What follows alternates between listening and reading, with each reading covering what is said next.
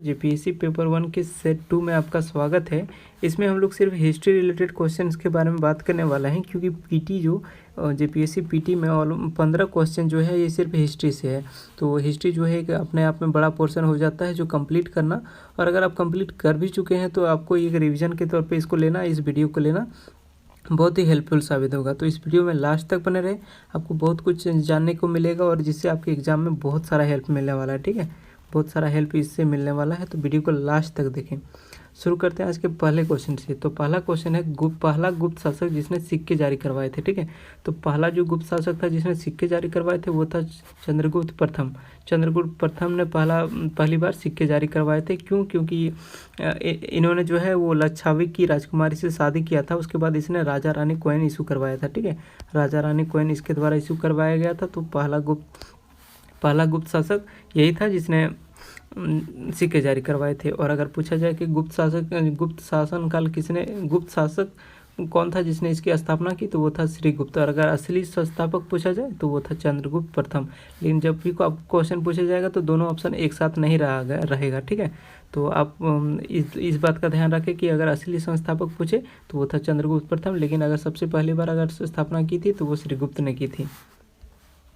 और इनका जो कैपिटल था वो था कौशाम्बी, जो कि उत्तर प्रदेश में है। ठीक है, नेक्स्ट क्वेश्चन है किस काल में स्वास्तिक प्रतीक का प्राचीनतम संदर्भ मिला। ठीक है, स्वास्तिक प्रतीक अगर आपको पता होगा कि ये जो सिंबल है ये स्वास्तिक का प्रतीक है, तो सबसे पहले जो ये मिला था या प्राचीनतम जो था ये था हड़प्पा टाइम में। ठीक है, हड़प्पा टाइम में ये सबसे पहले मिला था। और अगर हड़प्पा सभ्यता की बात करें तो ये जो सभ्यता है ये 25,000 ईसा पूर्व यानी 25,000 ईसा पूर्व से 1750 ईसा पूर्व तक बहुत ही पुरानी और सबसे मॉडर्न उस टाइम का शहरी के तौर पे या शहरी विकास के तौर पे सबसे पहला जो अगर पूछा जाए कि कौन सा शहर या कौन सा सभ्यता था तो वो हड़प्पा था, क्योंकि वो बहुत ही मॉडर्नाइज था उस टाइम के अकॉर्डिंग।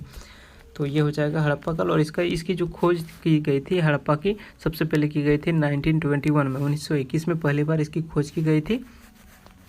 तो इतना ये 2-3 इंपॉर्टेंट क्वेश्चन इससे बन सकता है, तो इन सब बातों का ध्यान रखें जो कि एग्जाम के लिए बहुत ही हेल्पफुल साबित होगा। तो इसको प्लीज़ इग्नोर ना करें। बढ़ते हैं अगले क्वेश्चन की। तो अगला क्वेश्चन है महाभारत का मौलिक नाम क्या है। महाभारत का मौलिक नाम क्या है? तो महाभारत का जो मौलिक नाम था ये था कथातीस सागर। ठीक है, कथातीस सागर ये इसका मौलिक नाम था। और ये जो राज तिरंगनी है, राज तिरंगी एक बुक का नाम है जिससे कश्मीर का इतिहास लिखा गया था। ठीक है, तो इसका ऑप्शन जो है सही हो जाएगा, ये बी हो जाएगा, कथातीस सागर। अगला क्वेश्चन है निम्नलिखित में कौन सा स्थान बौद्ध धर्म से संबंधित नहीं है। तो बौद्ध धर्म से जो संबंधित स्थान के बारे में पूछ रहा, तो ये जो सोमनाथ है ना, ये सोमनाथ बौद्ध धर्म से रिलेटेड नहीं है। बाकी अगर बात करें सारनाथ में इन्होंने तपस्या की थी और बोध गया में इनको ज्ञान की प्राप्ति हुई थी। तो इसका जो सही ऑप्शन आंसर हो जाएगा ये बी हो जाएगा, क्योंकि सोमनाथ जो है ये बौद्ध धर्म से रिलेटेड नहीं है। अगर बौद्ध धर्म से रिलेटेड और क्वेश्चन अगर इसमें बन सकता है तो ये पूछा जा सकता है कि बौद्ध धर्म किसके द्वारा स्थापित किया गया था। तो बौद्ध धर्म जो है महात्मा बौद्ध के द्वारा स्थापित किया गया था। क्वेश्चन बहुत ही इंपॉर्टेंट है, ये पूछ रहा है कि कनिष्क ने 78वीं ईस्वी में जिस संवत की स्थापना की थी उसे क्या कहा जाता है। ठीक है, तो 78वीं ईस्वी में जो इन्होंने स्थापना की थी वो क्या था, शक संवत का। ठीक है, शक संवत आपने बहुत बार सुना होगा। ये गवर्नमेंट ऑफ इंडिया जो यूज़ करता है, आप देखिए गवर्नमेंट ऑफ इंडिया कोई भी नोटिस इशू करता है तो उसमें शक संवत का डेट मेंशन होता है। ठीक है, जो कि 78 साल पीछे चलता है। अगर मान लीजिए ये अगर 2078 चल रहा है तो ये 78 साल पीछे चलता है, यानी 2000 चलता है अभी। ठीक है, तो शक संवत में अभी 2000 चलता, और विक्रम संवत जो है ये 57 साल आगे चलता है। ठीक है, 57 साल आगे चलता। मान लीजिए अगर ये 2000 है तो ये अभी 2057 होता।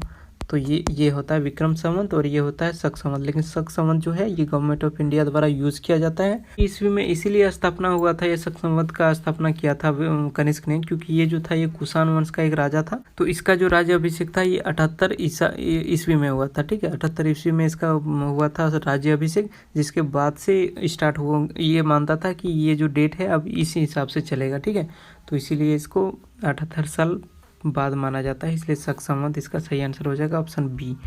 बात करते हैं अगले क्वेश्चन की। तो अगला क्वेश्चन जो है ये पूछ रहा है कि किस इतिहासकार ने अकबर को इस्लाम का शत्रु कहा था। तो इस्लाम का जो शत्रु अकबर को कहा गया था, ये कहा गया था बुदायनी के द्वारा। ठीक है, बुदायनी ने ये कहा था कि अकबर जो है ये इस्लाम का शत्रु है। अगला क्वेश्चन है, चचनामा किस प्रदेश के इतिहास का वर्णन करता है? चचनामा जो है ये सिंध के प्रदेश का सिंध के बारे में, सिंध का इतिहास है, ठीक है, चचनामा। और अगर कश्मीर का बात करें तो कश्मीर राजतरंगिनी जो है ये कश्मीर का इतिहास है। नेक्स्ट क्वेश्चन है, मेगास्थनीज द्वारा उल्लेखित ओग्रोनोमोई कौन था? ओग्रोनोमोई मेगास्थनी का एक बुक था इंडिका में इन्होंने यूज़ किया था कुछ वर्ड जो इसमें ग्रामीण अधिकारी ओग्रोनोमोई के नाम से जो है उसमें लिखा गया था, ठीक है, ग्रामीण अधिकारी। और मेगास्थनीज का बुक जो था, ये क्वेश्चन फ्रीक्वेंटली पूछा जाता है कि मेगास्थनीज द्वारा हिंदुस्तान के बारे में लिखा गया बुक कौन सा था, तो वो था इंडिका, ठीक है, INDICA इंडिका, ये मेगास्थनीज के द्वारा लिखा गया था। नेक्स्ट क्वेश्चन है, निम्नलिखित संतों में से किसे अनुयायी विष्णु का अवतार माना जाता है? ठीक है, अनुयायी विष्णु का अवतार जो माना जाता है ये चैतन्य जी को माना जाता है, चैतन्य महाप्रभु के नाम से भी इन्हें जाना जाता है। तो इसका जो ऑप्शन है ये ए सही हो जाएगा। नेक्स्ट क्वेश्चन है, 1761 में हुए पानीपत तृतीय युद्ध किन दो शक्तियों के बीच हुआ था? ठीक है, तो वो 1761 में जो पानीपत का तीसरा युद्ध हुआ था ये हुआ था मराठा और अहमद शाह अब्दाली के बीच में, ठीक है, अहमद शाह अब्दाली के बीच में हुआ था पानीपत का तीसरा बैटल 1761 में। ये 3-4 की पॉइंट आपको हाईलाइट करके लिखना है। अगर आप सुन रहे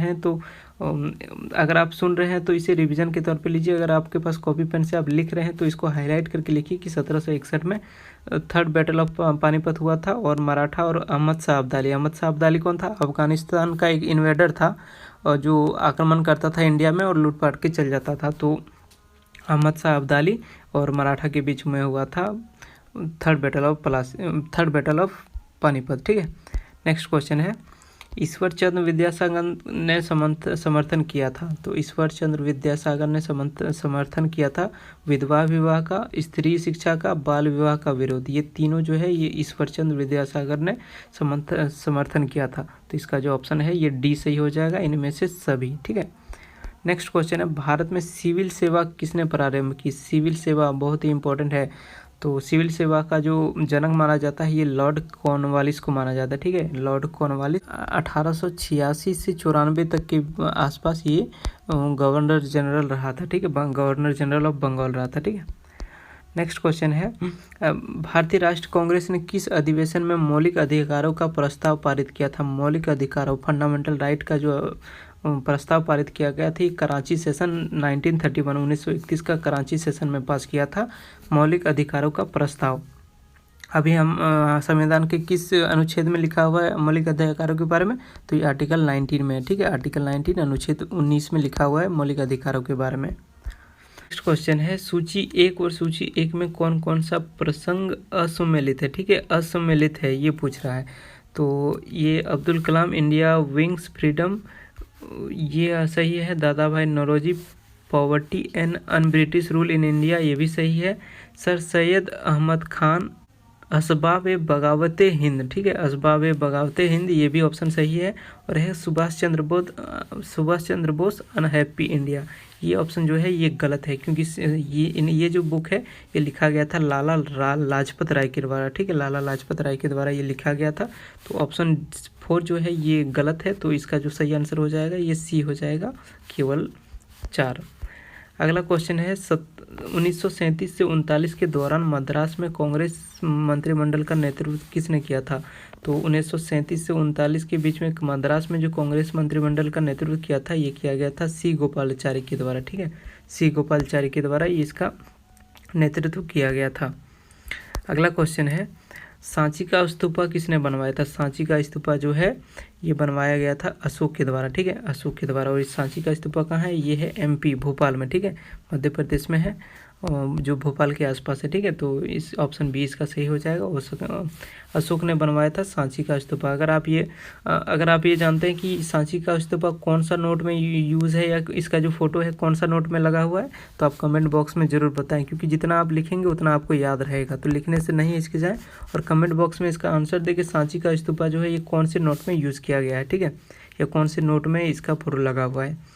अगला क्वेश्चन है, निम्नलिखित मुगल बादशाहों में किसने अपनी आत्मकथा फारसी में लिखवाई थी? तो फारसी में जो अपनी आत्मकथा लिखवाई थी ये लिखवाई थी जहांगीर ने, ठीक है, जहांगीर ने लिखवाई थी अपनी आत्मकथा फारसी में। और इस बुक का जो नाम था ये था तुजुके जहांगीर, ठीक है, तुजुके जहांगीर था। किताब का नाम इतना इंपॉर्टेंट नहीं है, डायरेक्टली क्वेश्चन ऐसा नहीं पूछा जाता है। ये अकबर का किताब और बाबर का पूछा जाएगा कि अकबरनामा किसने लिखवाया, बाबरनामा किसने लिखवाया, तो ये सब पूछा जाएगा। लेकिन ये तुजुके जहांगीर ये जो डायरेक्टली क्वेश्चन ऐसा मोस्टली नहीं आता है, ठीक है। अगला क्वेश्चन है तबाकत नासिरी का लेखक कौन है। तबाकत नासिरी का जो लेखक है ये है मिनहाज उल रियाज, ठीक है, मिनहाल उल रियाज, तो इसका ऑप्शन 20 सही हो जाएगा। नेक्स्ट क्वेश्चन है केंद्रीय विश्वविद्यालय के 2 सदनों 2 हाउसेस में निम्नलिखित में किस अधिनियम के द्वारा बांटा गया था। तो 2 हाउसेस आपको पता होगा, 2 हाउसेस हम लोग का है, एक है लोकसभा और एक है राज्यसभा, ठीक है। राज्यसभा में जो है डायरेक्ट पार्टिसिपेशन नहीं होता, ये इसमें आता है एक 6 साल का टर्म होता है, लेकिन 1/3 रिटायर होता है। इसका जो अगर पूछा जाए कि राज्यसभा मेंबर का टर्म कितना होता है तो ये फिक्स नहीं होता है, 1/3 करके रिटायर हो जाता है प्रत्येक 6 साल में, ठीक है। और लोकसभा में डायरेक्टली इलेक्टेड मेंबर जो जाते हैं, मेंबर ऑफ पार्लियामेंट, ये सब होते हैं। तो इसका जो सही आंसर हो जाएगा, जो 2 हाउसेस को अलग किया गया था किस अधिनियम नियम के द्वारा, तो ये किया गया था 1919 के Montagu Chelmsford reform, Montagu Chelmsford सुधार के 1919, ठीक है। क्वेश्चन है निम्नलिखित में किसने भारत में प्रसिद्ध फारसी त्यौहार नौरोज का आरंभ करवाया था, ठीक है। नौरोज का आरंभ जो करवाया था ये बलबन ने करवाया था भारत में, जो कि फारसी त्यौहार है।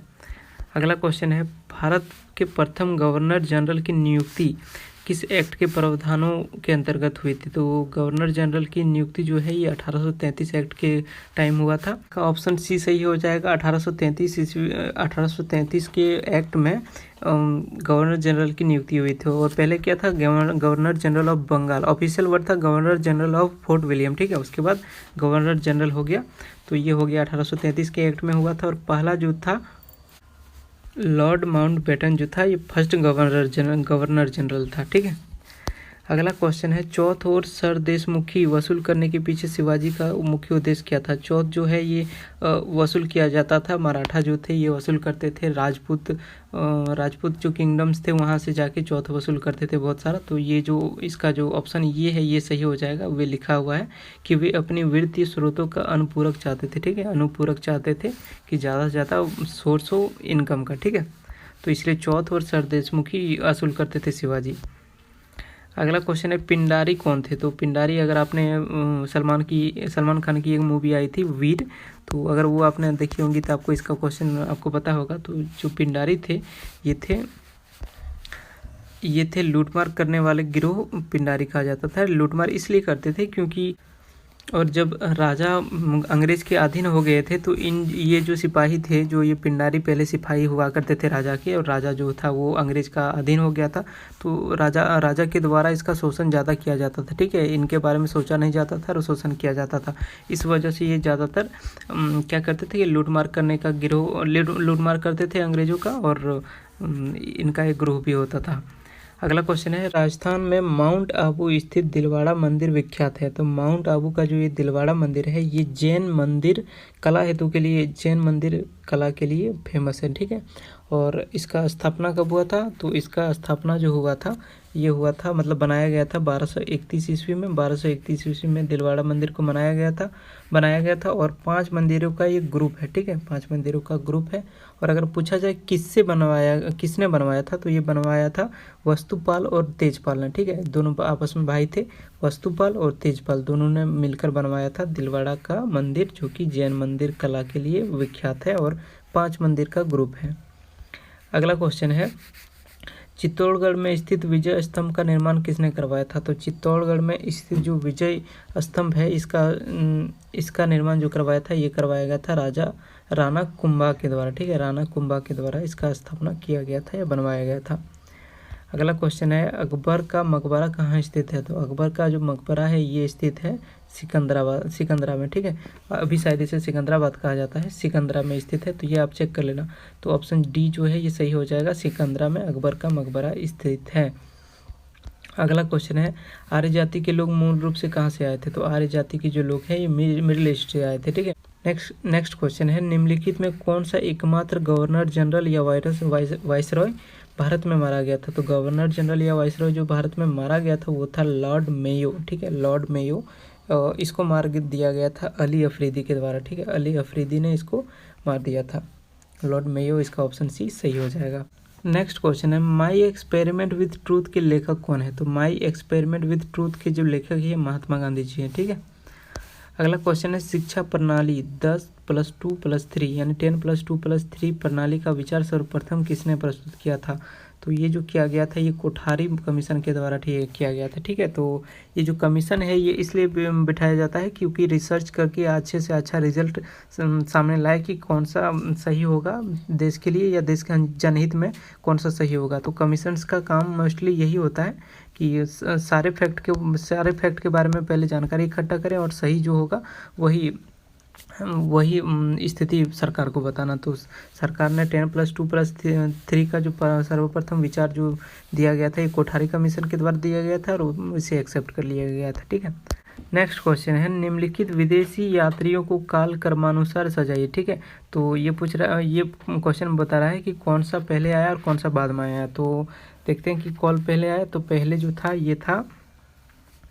जो आया था ये था मेगास्थनीज, ठीक है। मेगास्थनीज आया था जिसने इंडिका बुक लिखी थी। तो सबसे पहले था मेगास्थनीज और उसके बाद जो आया था वो था फाहियान कब आया था इंडिया? 399 में, ठीक है। और उस टाइम कौन था? चंद्रगुप्त सेकंड था। चंद्रगुप्त सेकंड का गुप्त काल का जो चंद्रगुप्त सेकंड था जिसको विक्रमादित्य या देव के नाम से भी जाना जाता था। तो फाहियान उसी के टाइम 399 ईसा पूर्व में भारत आया था। उसके बाद जो है ये 4 नंबर यानी सुंग यून ये जो आया था ये 512 ईस्वी में आया था भारत और 512 ईस्वी में ये भारत आया था। तो पहला हो गया आपका मेगास्थनीज, उसके बाद आया था फाहियान, उसके बाद हो गया सुंग यून, उसके बाद आया था हुएनसांग, ठीक है। हुएनसांग आया था इंडिया हर्षवर्धन के टाइम पे जो कि था 629 ईस्वी, ठीक है। 629 ईस्वी में हुएनसांग भारत आया था और उसके बाद लास्ट में आया था इंतीनसंग, ठीक है। इंतीनसंग भारत आया था। तो ये आया था 673 में। तो इसका जो टर्म हो जाएगा ये कुछ इस प्रकार हो जाएगा कि पहले आया था मेगास्थनीज यानी 2, उसके बाद आया था फाहियान यानी कि 3, उसके बाद आया था सुंगयून यानी कि 4, तो 2, 3, 4, उसके बाद आया था हुएनसांग 5 और इंतीनसंग, ठीक है 1। तो ऑप्शन बी जो है ये सही हो जाएगा। अगला क्वेश्चन है निम्नलिखित में अग्निकुल के 4 राजपूतों की कुलों की पहचान करें। तो 4 राजपूतों के कुलों की अगर पहचान करनी है तो अगर आपको पता होगा तो गढ़वाल जो है इसका पार्ट नहीं था, ठीक है। गढ़वाल पार्ट नहीं था तो ऑप्शन 2 जो है ये एलिमिनेट हो जाएगा। तो 2 ऑप्शन तो यहीं एलिमिनेट हो गया और एक हो जाएगा आपका तोमर जो है ये भी पार्ट नहीं था। गढ़वाल और तोमर पार्ट नहीं था। तो ये जो 3 ऑप्शन है ये यहीं पे डायरेक्ट एलिमिनेट हो जाता है। तो थोड़ा बहुत अगर आपको क्वेश्चन के बारे में जानकारी हो और अगर इस टाइप का क्वेश्चन हो तो आपको आसानी से एलिमिनेट कर सकते हैं कि कौन सा ऑप्शन आपका सही है। तो जैसे कि यहाँ पे गढ़वाल जो था ये पार्ट नहीं था और तोमर नहीं था, ठीक है। तो 3 ऑप्शन तो यहीं कट जाता। तो इसका ऑप्शन ए जो है ये सही हो जाएगा। क्वेश्चन है सिंधु घाटी सभ्यता के किस शहर या नगर से सूती वस्त्र तथा विशाल अन्नाघर के साक्ष्य मिले, ठीक है। विशाल जो अन्नाघर जो होते थे सिटाडेल में, तो ये जो मिला है सबसे बड़ा विशाल और सूती वस्त्र का जो साक्ष्य मिला है ये मिला है मोहनजोदड़ो जो है ये 1922 में इसकी खोज की गई थी। ये दूसरा सिटी है जिसका खोज किया गया था। सबसे पहले किया गया था हड़प्पा का 1921 में, ठीक है। बिंबिसार ने अपने राजवैद्य यानी कि उसका जो राजवैद्य था जीवक जिसका नाम था उसको राजा पुरंदर के उपचार के लिए भेजा था। और राजा पुरंदर कहाँ के शासक थे, ठीक है।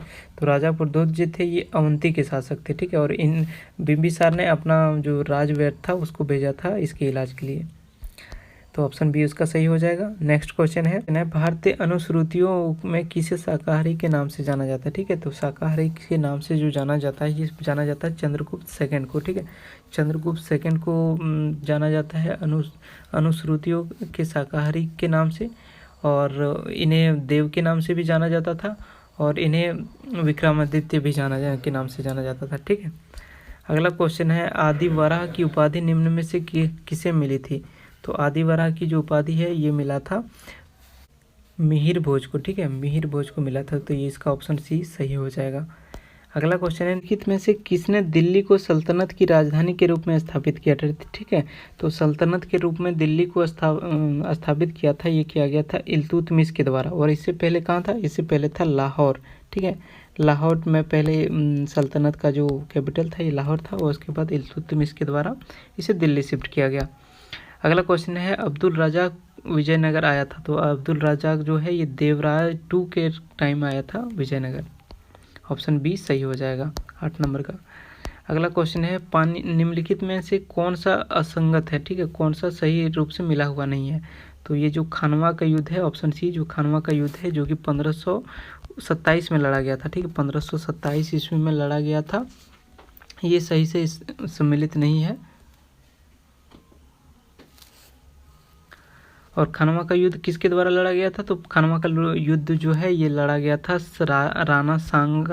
राणा सांगा जो कि एक राजपूत राजा थे, और दूसरे थे बाबर। ठीक है, तो बाबर और राणा सांगा के बीच में ये लड़ाई लड़ी गई थी, जो कि 1527 में था। तो ये यहाँ ऑप्शन 1529 दे दिया है, तो ऑप्शन सी गलत हो जाएगा। तो खानवा का युद्ध जो है 1527 में होगा, यानी ऑप्शन सी सही हो जाएगा।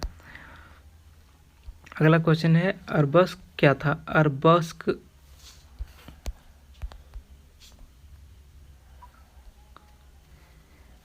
जो था वो सत्यापत कला में छत ढालने की विधि थी। ठीक है, तो ऑप्शन ए सही हो जाएगा। सत्यापत कला में छत ढालने की जो विधि थी इसे अरबस्क कहा गया था। ठीक है, अगला क्वेश्चन है, निम्नलिखित में कौन सा अकाल आयोग से संबंधित नहीं है? अकाल आयोग से जो संबंधित नहीं है वो है आपका कोठारी आयोग। ठीक है, कोठारी आयोग जो है ये कोठारी कमीशन या कमेटी, ये जो गठित किया गया था ये तो एजुकेशनल पर्पज़ के लिए किया गया था। ठीक है, तो ऑप्शन डी इसका सही हो जाएगा।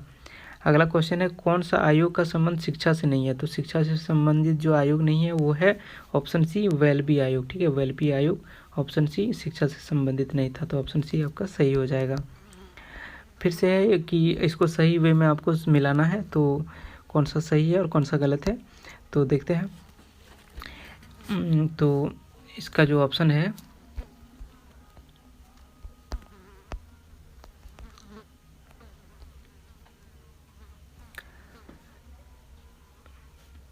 Indian opinion. ठीक है, ये जो है ये महात्मा गांधी के द्वारा लिखा गया था, इंडियन ओपिनियन अंग्रेजी में।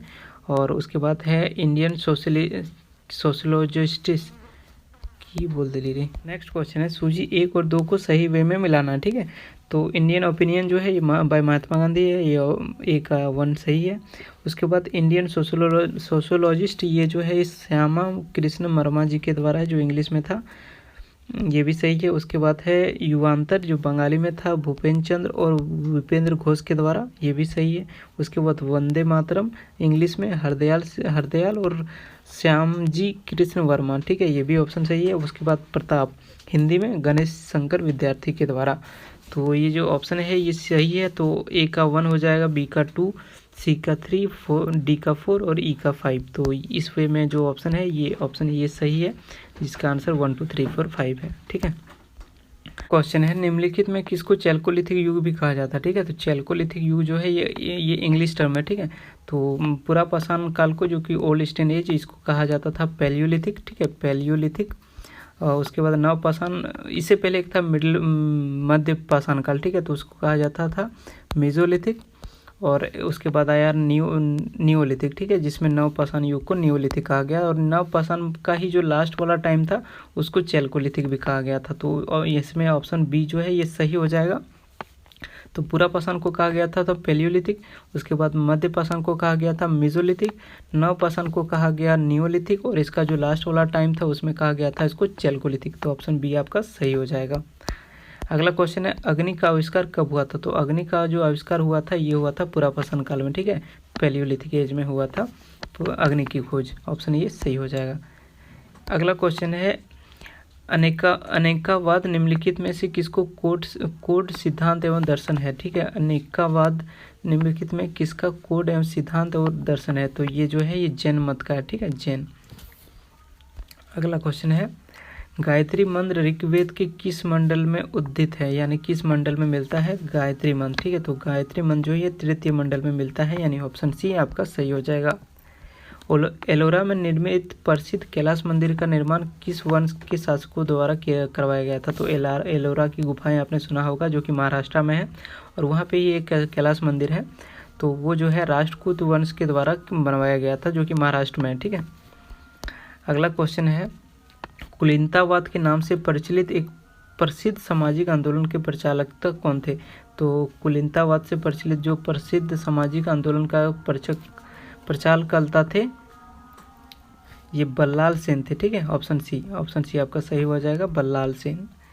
अगला क्वेश्चन, भारत में सर्वप्रथम जजिया कर वसूल करने वाला श्रेय किसको जाता? तो जजिया कर जो है ये सबसे पहले जो वसूल किया गया था, ये किया गया था मोहम्मद बिन कासिम के द्वारा। ठीक है, मोहम्मद बिन कासिम को माना जाता है कि जजिया कर सबसे पहले ये वसूलने वाला ये मोहम्मद बिन कासिम को माना जाता है, यानी ऑप्शन सी को माना जाता है कि जजिया कर वसूलने का सबसे पहले जो शुरू किया था ये मोहम्मद बिन कासिम ने किया था। नेक्स्ट क्वेश्चन है कि इसको सुमेलित करना है। ठीक है, कौन सा राजवंश और इसका मकबरा कहाँ था? तो बाबर का जो मकबरा था ये था काबुल में। ठीक है, तो ए का हो जाएगा 2, बाबर का मकबरा था काबुल में। उसके बाद खुसरो का जो था ये था इलाहाबाद में, तो बी का 3 हो जाएगा। और नूरजहाँ का जो था ये था लाहौर में, और डी का जो रबिया दुर्रानी था इसका था औरंगाबाद में। तो इसका ऑर्डर हो जाएगा 2, 3, 1, 4। ठीक है, 2, 3, 1, 4। तो इसी के हिसाब से ऑप्शन ए जो से है ये सही है, तो 2, 3, 1, 4 इसका आंसर हो जाएगा ऑप्शन ए। अगला क्वेश्चन है, निम्नलिखित में किसने करोड़ी नामक अफसर की नियुक्ति की थी? तो करोड़ी नामक अफसर की जो नियुक्ति की गई थी ये किया गया था अकबर के द्वारा। ठीक है, तो ऑप्शन ए आपका सही हो जाएगा कि अकबर के द्वारा करोड़ी नामक अफसर की नियुक्ति की गई थी।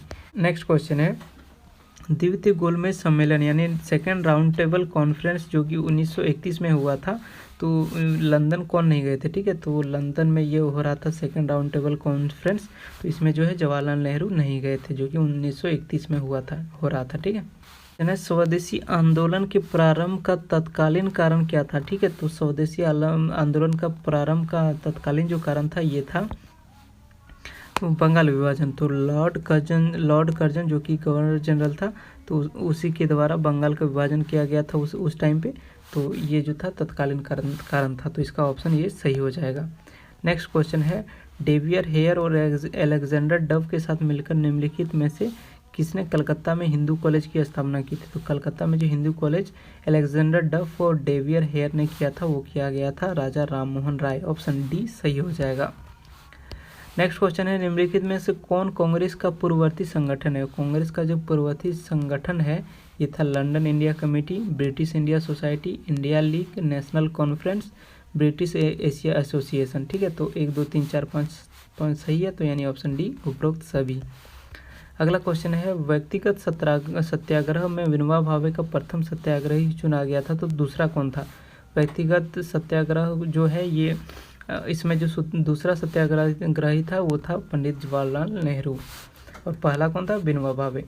तो ऑप्शन ये सब आपको याद रखना है, एग्जाम पर्सपेक्टिव से बहुत इंपॉर्टेंट है, और मैं ऐसे ही सीरीज़ आपके लिए लाता रहूँगा। तो अगर वीडियो से आपको अगर प्रॉफिट मिला है तो लाइक ज़रूर करें। लाइक करने से थोड़ा कॉन्फिडेंस बिल्ड होगा, जिसके बाद मैं और अच्छे वीडियो ला सकूं और आपके एग्ज़ाम के प्रिपरेशन में जो ज़्यादा से ज़्यादा हेल्प हो सके। तो thank you for watching, stay healthy.